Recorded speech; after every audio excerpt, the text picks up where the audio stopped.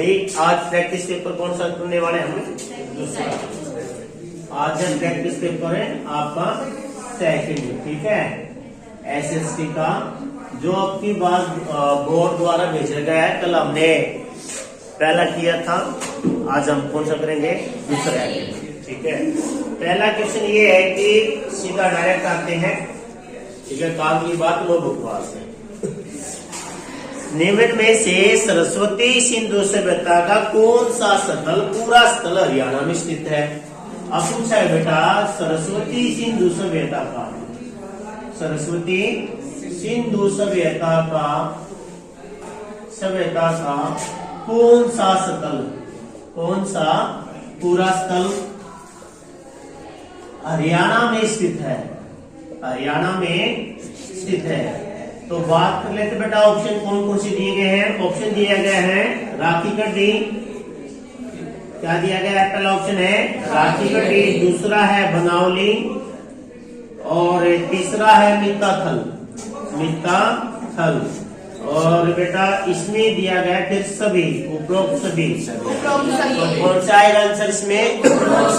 उपरोक्त सभी, ठीक है बेटा। तो पहला क्वेश्चन आपका क्लियर हुआ।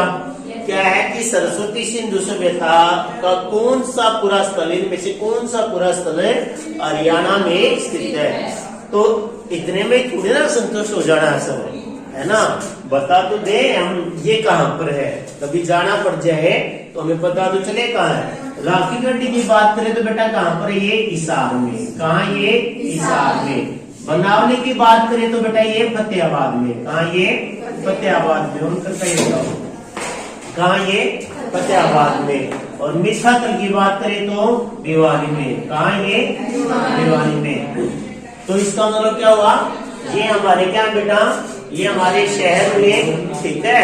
तो ये राखी गढ़ी हिसार में, बनावली फतेहाबाद में, मित्ताथल भिवानी में, ठीक है। अब राखी गढ़ी की खुदाई का कार्य किसने करवाया था? थोड़ा सा ही विचार लेते हैं किसने करवाया था। अगर बेटा इसकी खुदाई का पूछे कोई आपसे कि इसकी खुदाई का कार्य किसने करवाया था, तो हम करवाएंगे, लिखेंगे बेटा अमरेंद्र नाथ द्वारा। किसके द्वारा? अमरेंद्र नाथ द्वारा। किसके द्वारा? अमरेंद्र नाथ द्वारा।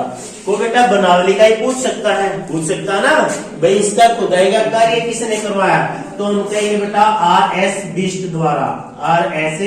बिष्ट द्वारा। रविंद्र भी आ सकता है बेटा, एग्जाम में आ रहा है तो रविंद्र बिष्ट भी आ सकता है, खाली रविंद्र बिष्ट द्वारा। सर मित्ताथल की खुदाई का कार्य किसने करवाया, तो बेटा ये भी आपको याद रखना पड़ेगा, सूरजभान द्वारा। किसके द्वारा?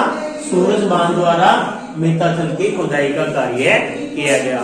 आपकी बुक में सिर्फ इतना ही है बेटा, सरस्वती सिंधु सभ्यता की हरियाणा के स्थल है राखी गढ़ी, बनावली, मित्ताथल। हमने आपको शहर बताए कि राखी गढ़ी आपका हिसार में, बनावली फतेहाबाद में, मित्ताथल भिवानी में। भिवानी का पता ही है ना आप लोगों को? सोनीपत और भिवानी एक साथ बने थे 1972 में, 22 दिसंबर को। तो राखी गढ़ी की खुदाई का कार्य किसने किया बेटा? अमरेंद्र नाथ द्वारा। और मित्ताथल की खुदाई का कार्य किया किसने? सूरजभान द्वारा। अब ये भी कोई पूछ सकता है सर किस वर्ष हुई होगा, तो वो भी थोड़ा सा जान लेते हैं। बात करें तो राखी गढ़ी की, तो हम कहेंगे बेटा 1997 से लेकर 1999 के बीच में इसकी खुदाई का कार्य करवाया गया। बनावली की बात करें तो बेटा 1973 और 1974 के आसपास हुआ इसका, ठीक है। मित्ताथल की बात करें तो 1958 के आसपास इसकी खुदाई का कार्य शुरू किया गया। तो पहले क्वेश्चन से हमने बहुत सारे क्वेश्चन को एनालिसिस कर लिया है। सरस्वती सिंधु सभ्यता के शहर थे बेटा, नगर थे। कितने प्रमुख नगर बताए हमने कल वाली क्लास में? 6 प्रमुख नगर। कितने बताए बेटा? 6 प्रमुख नगर बताए। क्लियर ये क्वेश्चन से कोई डाउट नहीं यहाँ पर है? राखी गढ़ी, अमरेंद्र नाथ बेटा, बनावली R.S. बिष्ट और मित्ताथल सूरजभान। क्लियर यहाँ पर है? कोई डाउट नहीं यहाँ पर है? हिसार फतेहाबाद भिवानी में ये स्थान है। ये पहला क्वेश्चन था। अगले क्वेश्चन की तरफ मूव करते हैं कि अगला क्वेश्चन क्या कहता है। अगले क्वेश्चन में भी बेटा सरस्वती सिंधु सभ्यता से ही पूछा गया है कि सरस्वती सिंधु सभ्यता के किस तल से जुते हुए खेत के साक्ष्य मिले हैं? सरस्वती सिंधु सभ्यता से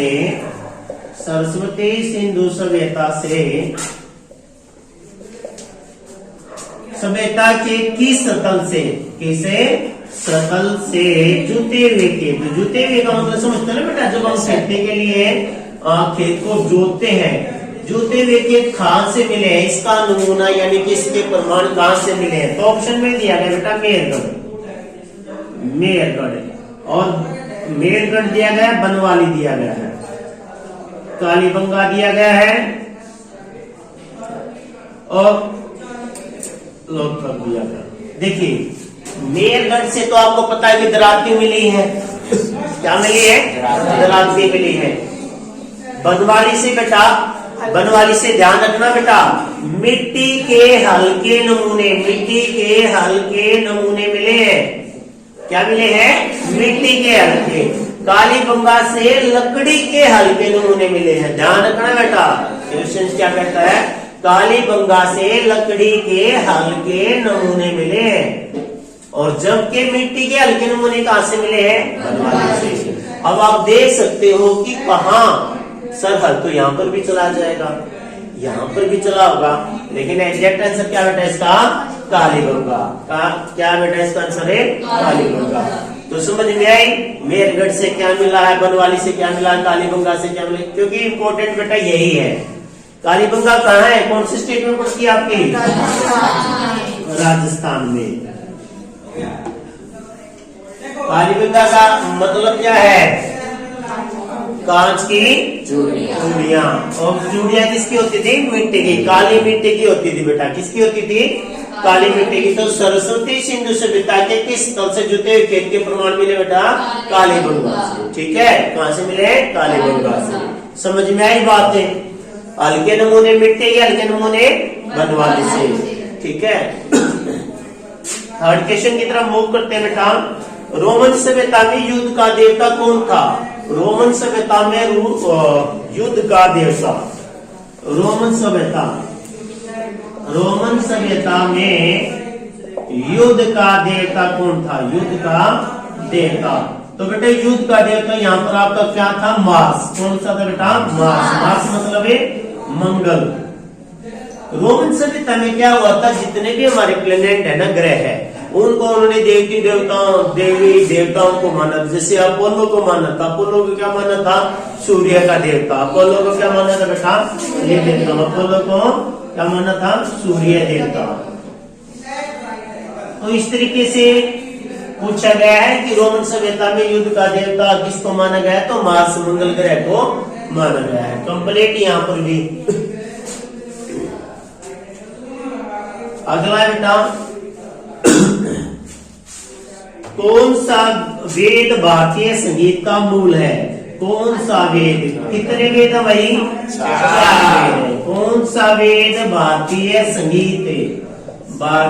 संगीत का मूल है? यानी कि संगीत को लेकर जो बात की गई है वो कौन से वेद में की गई है? तो बच्चों किसमें की गई है? वो सामवेद में। इसमें की गई वो। अगर पूछा जाए सबसे पुराना वेद कौन सा है? ऋग्वेद। कौन सा है? ऋग्वेद। इसमें क्या बताया गया है? देवताओं को आह्वान, देवता का हवन करना है ना, ये सारी बातें इसमें की गई है।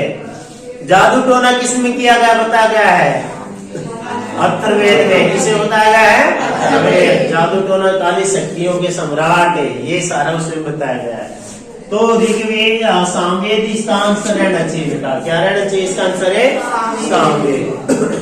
गायत्री मंत्र कहाँ से लिया गया है? ऋग्वेद से लिया गया। गायत्री मंत्र कहाँ से लिया गया बेटा? ऋग्वेद से लिया गया। ये पूछ लिया जाता है गायत्री मंत्र किस वेद से लिया गया है, तो यहाँ लिख भी देता हूँ मैं थोड़ा सा गायत्री मंत्र के बारे में कि कहाँ से लिया गया। ये ऋग्वेद से लिया गया है। क्लियर ये बात है? आगे चले। आगे चला बेटा, ईसाई मत का प्रमुख कौन होता था? ये तो आपको पता ही होगा। कौन होता था बेटा? पोप। ईसाई मत का प्रमुख, ईसाई मत का प्रमुख कौन होता था? पोप। कौन होता है बेटा? पोप। क्योंकि पोप के हाथों में सारी क्या थी? शक्तियां थी। पोप के हाथों में क्या थी? सारी शक्तियां थी। तो ईसाई मत का प्रमुख कौन हुआ? पोप हुआ।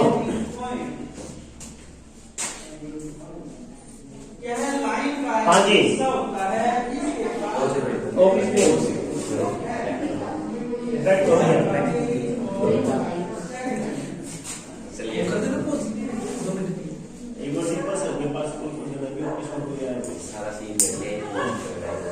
तो ईसाई मत का प्रमुख कौन हुआ बेटा?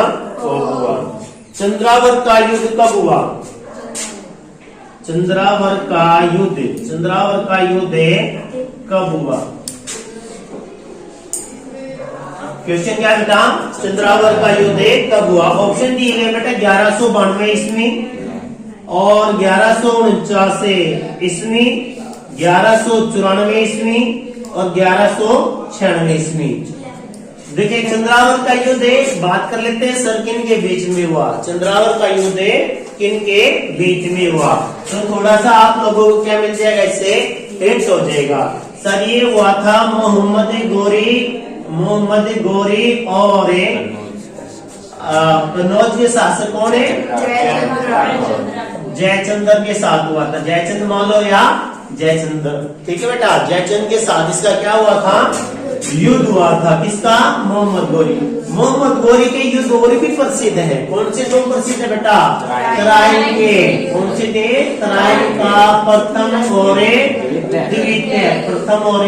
द्वितीय युद्ध किसके बीच में हुआ? सर पृथ्वीराज चौहान कौन से? तृतीय। कौन से बेटा? तृतीय। पृथ्वीराज चौहान तृतीय के बीच में तराइन का प्रथम युद्ध हुआ मोहम्मद गोरी की, जिसमें पृथ्वीराज चौहान की क्या हो जाती है? जीत होती है। और इसको ये जाने देता है कि जा भाई मोहम्मद गोरी कब हुआ बेटा? ये पहले की बात करें तो हम कहेंगे सर 1191 ईस्वी। कब हुआ था? 1191 ईस्वी में। दूसरे की बात करें तो 1192 ईस्वी में। 1192 ईस्वी बात करें 1192 तो अट गए सर। 1149 की तो कोई बात है नहीं। 1196 की कोई बात नहीं। तो क्या रहेगा बेटा? 1194 में। कब हुआ था?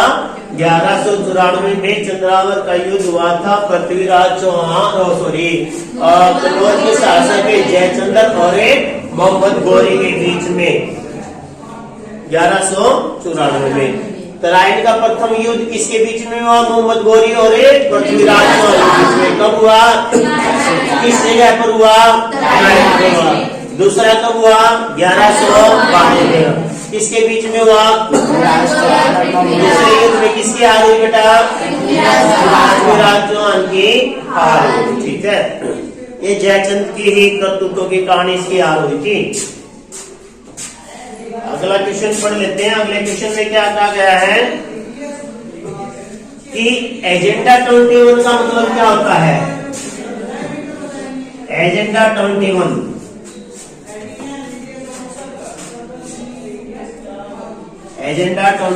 का उद्देश्य क्या होता भाई? प्रति व्यक्ति आय में वृद्धि करना, ये हो सकता है। औद्योगिक विकास को बढ़ावा देना, ये हो सकता है। भूमंडलीय सतत पोषणीय विकास हासिल करना, ये हो सकता है। उपरोक्त सभी तीसरा कौन सा रहेगा इसमें? उपरोक्त सभी रहेगा बेटा इसमें। एजेंडा का मतलब क्या है कि भाई हर एक व्यक्ति को तमाम तरह की सुविधाएं दी जाए, चाहे भूमंडलीकरण हो, चाहे आपकी आय को लेकर हो। क्योंकि एक एजेंडा मतलब एक नियम, एक ऐसा कानून, एक ऐसी संरचना तैयार की जाए, एक ऐसा स्ट्रक्चर तैयार किया जाए जिसमें सभी प्रकार की सुविधाएं मिल सके। अगला बेटा, इनमें से खाद्य फसल है। एक खाद्य का मतलब क्या होता है बेटा? देखो कई बार बच्चे ना इसको भी गलत कर देते बेटा। एक खाद्य फसल जो खाई ना जा सके। देखो क्या पूछ रखा? ज्वार खाई जा सकती है सर? क्या रबड़ खाई जा सकती है? नहीं सर।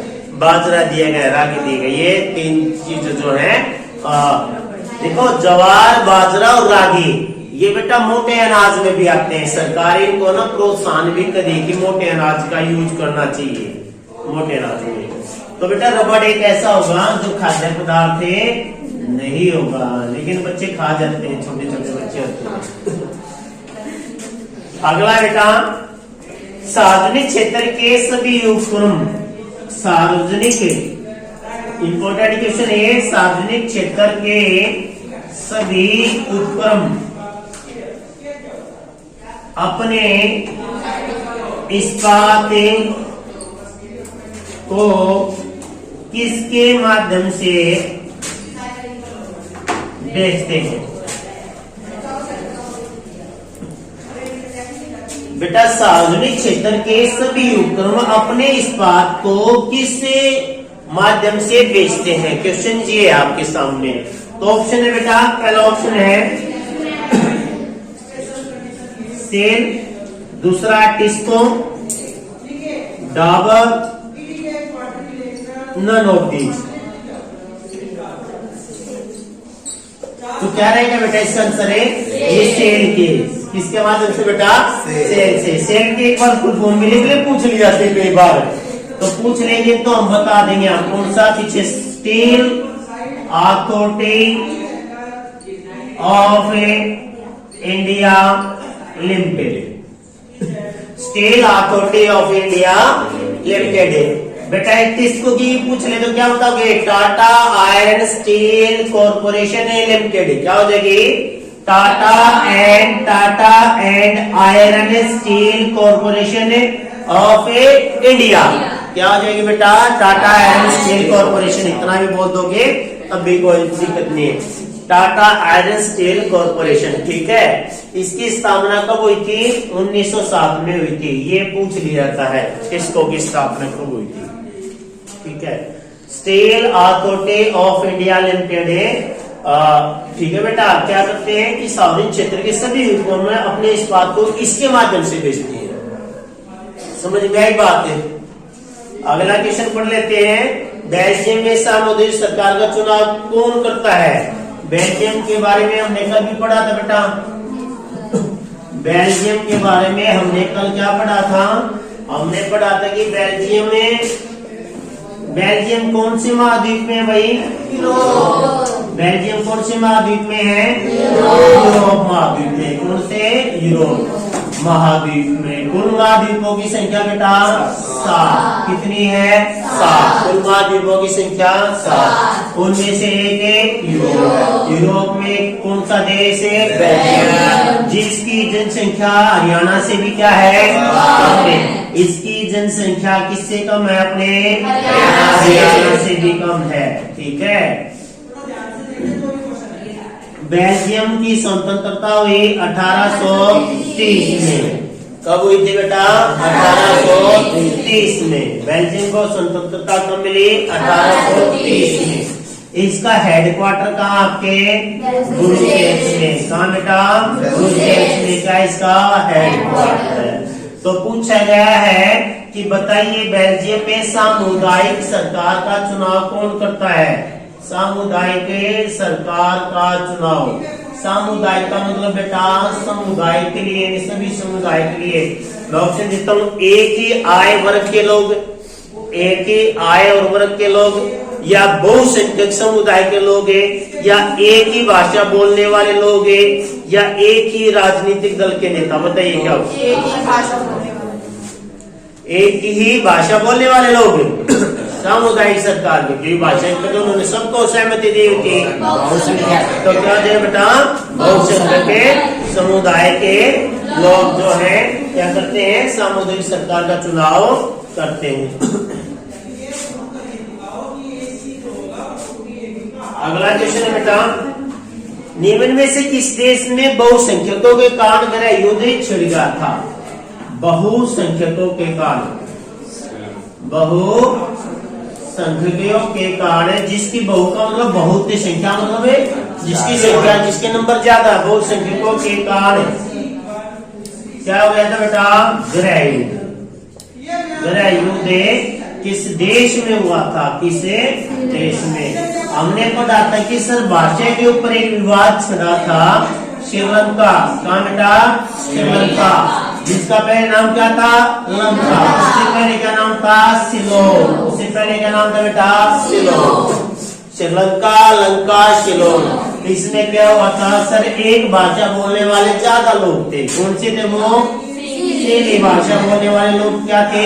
ज्यादा थे। ये कौन से धर्म को मानने वाले थे? बौद्ध धर्म को मानने वाले थे। ठीक है।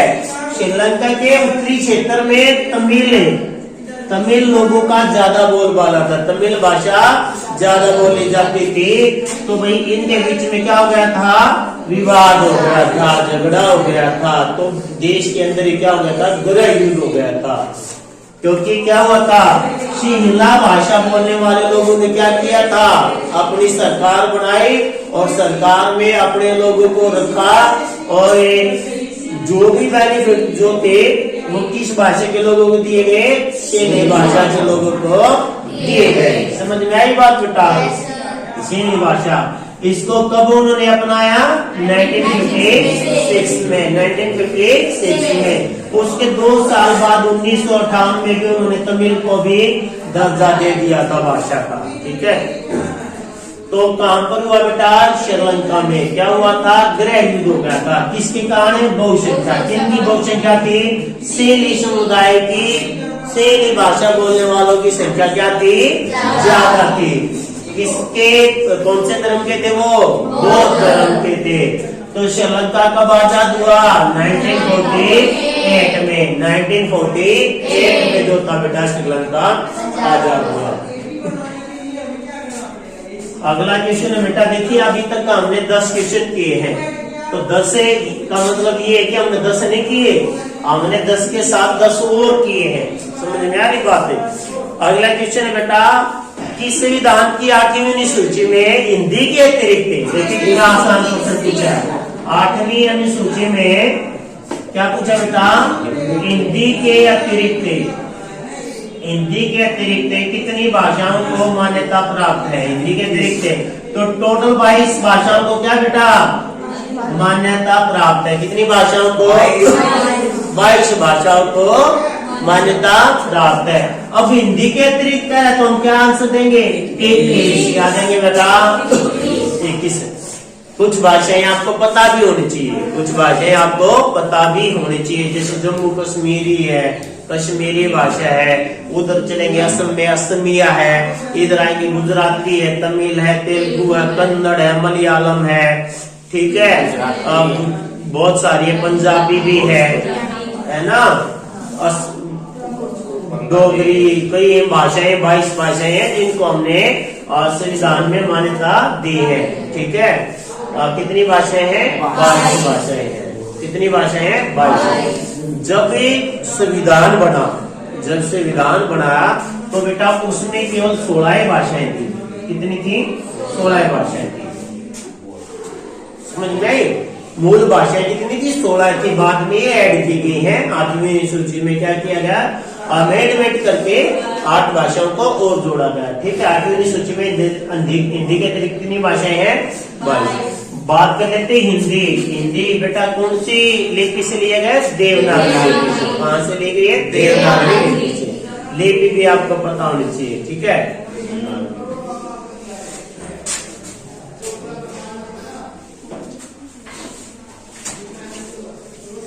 अगला क्वेश्चन है बेटा, कौन सा विषय संघ सूची का है? इसमें से पूछा गया है कौन सा विषय संघ सूची का है? संघ सूची का है।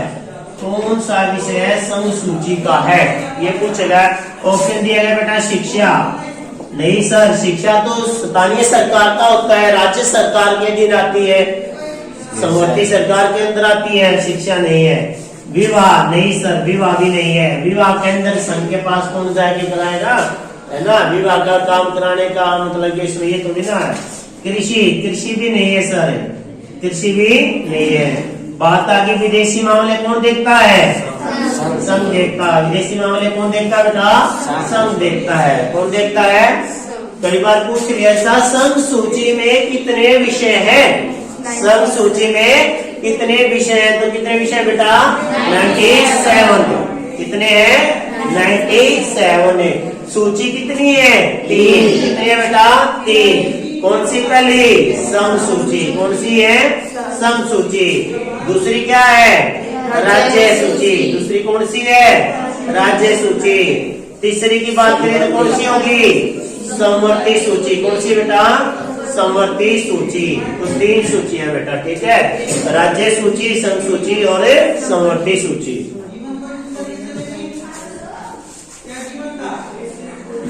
इसके भी विषय बताए। राज्य सूची में कितने विषय हैं? 61। कितने बेटा? 61। राज्य सूची में कितने विषय हैं? 61 है। और इसमें आपके 48 थे, अब शायद 51 या 50 हो गए हैं समवर्ती सूची में। विषय का मतलब क्या है कि इन सब्जेक्ट पर, इन विषयों पर केंद्र सरकार ध्यान देगा, इन विषयों पर राज्य सरकार ध्यान देगी। जो विषय बच जाते हैं उन पे कौन देगा? समवर्ती। समवर्ती का मतलब क्या होता है बेटा? स्थानीय सरकार। क्या है? स्थानीय सरकार है। पहले हमारी जो संविधान का मूल ढांचा है बेटा, संविधान का मूल जो ढांचा, उसमें केवल 2 स्तर की सरकारें बताई गई है। कितने स्तर की? 2 स्तर की। एक राज्य सूची, एक सम सूची। हमने 33वां संवैधानिक संशोधन किया था 1992 में। कौन सा? 33वां संवैधानिक संशोधन किया था 1992 में। इसमें क्या हुआ था सर? इसमें हमने तीसरे स्तर की सरकार को अपनाया था। यानी कौन सी व्यवस्था को? पंचायती राज्य व्यवस्था को अपनाया था। ठीक है, समझ में आया बेटा? 33वां 74वां नगर पालिका, नगर परिषद को इनको लेकर। इसके बाद है क्वेश्चन, धर्म को राजनीति से कभी अलग नहीं किया जा सकता। ये शब्द किसके हैं? धर्म को राजनीति से कभी अलग नहीं किया जा सकता, ये शब्द किसके हैं भाई? ये ऐसे शब्द कौन कहेगा? जवाहरलाल नेहरू कहेगा, महात्मा गांधी कहेगा, या इंदिरा गांधी कहेगा, या WC बनर्जी कहेंगे? बता कौन कह सकता है? धर्म को कभी राजनीति से अलग नहीं किया जा सकता। यानी देखो, मौजूदा सरकार कौन सी है? बीजेपी। तो ये धर्म को ज्यादा प्रमोट करती है, बनने के लिए, काम करने के लिए नहीं, बनने के लिए ज्यादा प्रमोट करते हैं कि भाई हमने राम मंदिर बनवा दिया, हमने ये करवा दिया, वो करवा दिया, अच्छी बात है ना? तो राजनीति में क्या है? धर्म। धर्म होगा तो वहां पर और क्या क्या हो सकते हैं? कास्टिज्म भी हो सकता है। हो सकता है ना? हो सकता है। किसने कहे थे ये शब्द बताओ? महात्मा गांधी ही ऐसे शब्द कह सकते हैं। अगला बेटा, निम्न में से कौन सा एक क्षेत्रीय दल है? निम्न में से कौन सा एक क्षेत्रीय दल है? क्षेत्रीय दल बेटा मैंने बताया ना, 700 के आसपास पूरे देश में क्षेत्रीय दल। अब पूछा गया, इसमें उसमें दिया गया भारतीय जनता पार्टी क्या क्षेत्रीय दल है? अरे क्षेत्रीय दल है क्या ये? दूसरा है बहुजन समाज पार्टी क्या क्षेत्रीय दल है? बहुजन समाज पार्टी क्या क्षेत्रीय दल है? नहीं सर। DMK यही है? कम्युनिस्ट पार्टी ऑफ इंडिया ये है? नहीं सर। तो क्या है आपका? ये रहेगा। कम्युनिस्ट पार्टी की स्थापना पता है, भारतीय जनता पार्टी की स्थापना पता है, और बहुजन समाज पार्टी पता ना? कब हुई थी इसकी बताओ मुझे? इसकी बताओ, इसकी बताओ। 1964 मान लेते हैं, ठीक है। 1924 और 1964 में जो इसका हुआ था DMK जो है, ये जो पार्टी बेटा कैसी है? क्षेत्रीय। आपको 7 पार्टी याद होगी ना? इनसे अलावा जो भी पार्टी आएगी तो कौन सी पार्टी होगी? क्षेत्रीय पार्टी होगी। अगला बेटा, एक राजनीतिक दल के कितने हिस्से होते हैं? एक राजनीतिक दल के कितने प्रमुख हिस्से होते हैं? कितने प्रमुख हिस्से होते हैं? बताइए भाई, कितने होते हैं? 1 2 3 4। 1 2 3 4। एक राजनीतिक दल के कितने प्रमुख हिस्से होते हैं? बताइए बच्चों। कुछ बच्चों की आवाज आ रही है, साइलेंट मोड से यार, ये बिल्कुल चुपके से मुझे सुनना जाए। अरे गलत सही कुछ तो बताओ, क्या कितने होंगे बेटा? 3, एग्जैक्ट आंसर 3 ही है बेटा। कौन कौन से होते हैं? सब नेता। पहला क्या होगा बेटा? नेता होंगे। दूसरा क्या होगा? सक्रिय नेता। दूसरा क्या होगा इसका? सक्रिय नेता। और तीसरा क्या होगा? तीसरे में क्या होंगे? जनता के पास जाएंगे। समझ गए? उनका प्रचार प्रसार के लिए जनता होगी। राजनीतिक दल के 3 हिस्से होंगे प्रमुख हिस्से। एक तो नेता होगा, एक उसके सक्रिय नेता होंगे, लास्ट में ये होंगे। तो कितने बेटा? 3। राजनीतिक दल के कितने प्रमुख हिस्से होते हैं? 3। कितने हैं? और राजनीतिक दल अभी कितने हैं? 2023 में हुआ था, अभी हम किस साल प्रवेश में है? 2024। आज कितनी तारीख है? 2 जनवरी।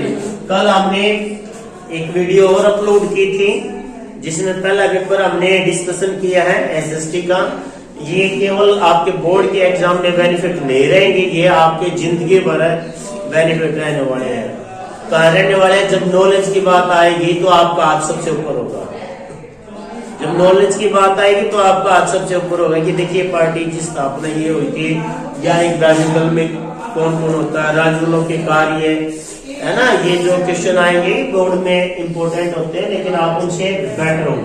अगला क्वेश्चन पढ़ लेते हैं। क्या है भाई? वही आ गया जो मैंने शुरुआत में पूछा था आप लोगों से। क्या पूछा था कि किस क्षेत्र के से भारत की जीडीपी में सबसे अधिक योगदान होता है?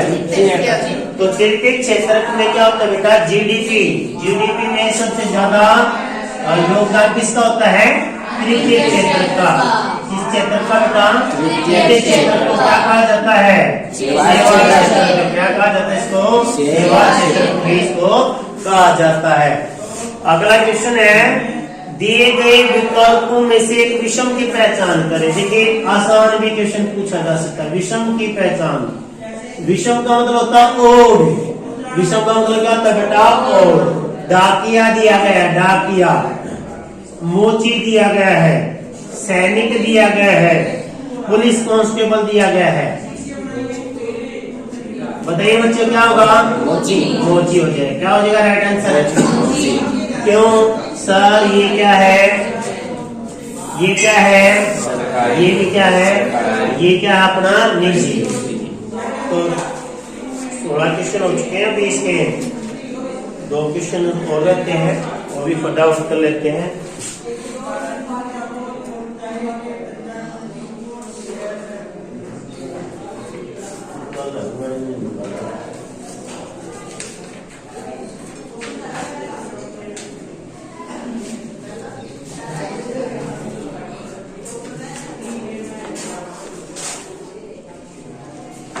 एक ही पेज है क्या ये? मैंने यहाँ रखा है, कल वाला होगा आज का ये। 1 रुपए की नोट कैसी मुद्रा बेटा? ये पूछा गया है। 1 रुपए की का जो नोट होता है वो कैसी मुद्रा होता है बेटा? वास्तविक है। कैसा होता है? वास्तविक। 1 रुपए का नोट कैसी करेंसी है? कैसी मुद्रा? तो आपने क्या बताना बेटा? वास्तविक।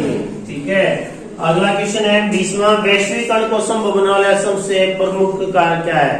वैश्वीकरण को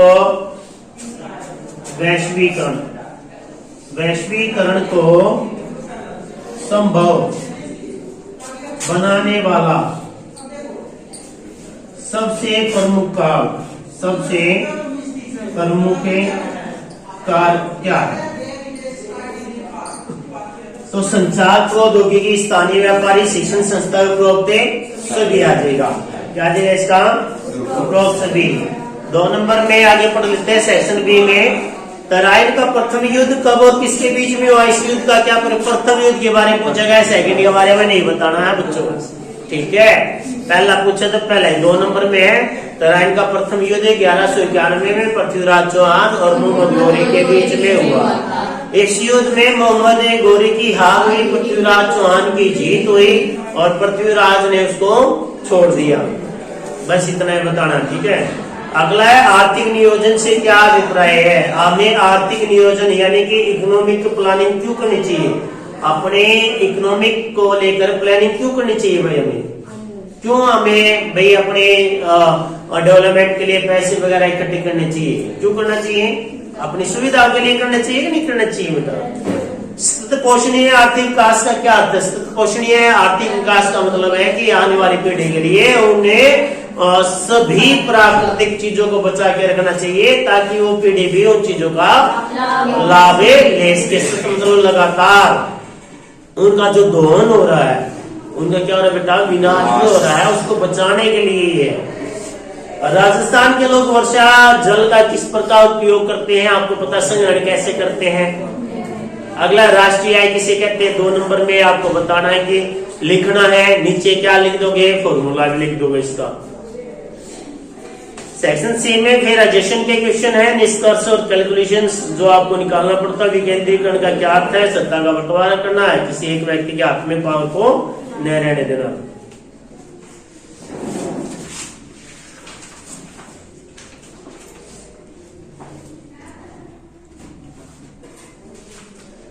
बड़े क्वेश्चनों की बात करें तो पूछा गया बेटा कि लोकतंत्र के गुण बताइए। लोकतंत्र अच्छा क्यों है ये बताओ। अच्छा है तो बता सकते, विशेषताएं बतानी है हमें, ठीक है। 3 नंबर में दिया गया सरस्वती सिंधु सभ्यता की सड़कों की व्यवस्था कैसी थी, सड़कें कितनी चौड़ी थी, रट्टा पड़ा। वैदिक दर्शन का महत्व बताइए। वैदिक मतलब के हिंदू, वैदिक मतलब के हिंदू जो धर्म है उसके बारे में आपको बताना, वैदिक धर्म जो आपका। पहाड़ी क्षेत्रों में मृदा अपरदन को रोकने के उपाय बताने हैं, आसान है। जैन धर्म बौद्ध धर्म में क्या समानता है, सभी धर्मों में समानताएं बराबर ही है। मिस्र की प्रशासनिक व्यवस्था का वर्णन कीजिए। मिस्र की प्रशासनिक व्यवस्था। बहुउद्देशीय परियोजना के लाभ हानि बताइए। जल और मिट्टी का विस्तार पूर्वक वर्णन कीजिए। संघीय व्यवस्था। शोषण के तरीकों का वर्णन कीजिए कि उपभोक्ता हमारा शोषण कैसे करता है। तो ये भी आपका क्वेश्चन पेपर 2 जो हमें बोर्ड द्वारा साइट पर भेजा गया था, ये सेकंड था, कल पहला था, आज दूसरा बेटा। एमसीक्यू 20 नंबर के आएंगे, एक भी नंबर हमें कटने देना। 80 में से 80 का टारगेट हमारा होना चाहिए। 80 में से 80 का टारगेट का मतलब ये है कि आपको इन छुट्टियों में एफर्ट कर देना। जब से ये बच्चे मजा ले रहे होंगे ना, गाजर के हलवे का रजाई में बैठ के या मूंगफली या रेवड़ी का, तो आप लोगों को उस समय आपके हाथ में बुक होती है। आज कौन कौन बच्चा जो सुबह उठा हुआ जल्दी